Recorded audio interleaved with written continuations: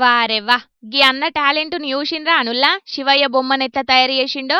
Shock పీస్‌ల మీదనో లేకపోతే pencil మీదనో బొమ్మలను తయారు చేసినోళ్ళని చూసినాం గాని గీనైతే ఏకంగా గుండు సూది తలకాయ మీద శివయ్య విగ్రహంతోని పాటు నందీశ్వరుడిని కూడా తయారు చేసిండు. మైక్రోస్కోప్లకెంచి చూస్తేనే కనబడే చిన్న బొమ్మలను తయారు చేసిండు జైత్యాల జిల్లాలుండే దయాకర్ అనే గీ మైక్రో ఆర్టిస్టు.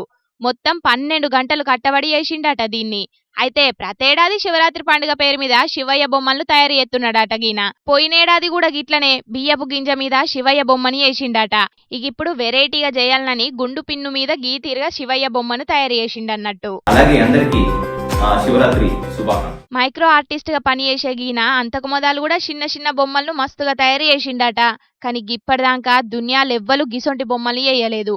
గుండు పిన్ను మీద బొమ్మని గీసిండంటే నిజంగా గీన శానా గ్రేటే పోన్రి. ఇక ఈయన ముచ్చటి ఇట్లుంటే గిడ చూడుండ్రి.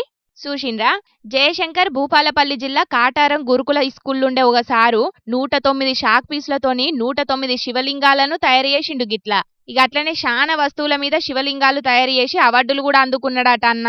శివయ్య మీదున్న భక్తితోని గీ కళాకారులు తయారు చేసిన గివన్నీ నిజంగా మస్తుగున్నాయి కదనుల్లా.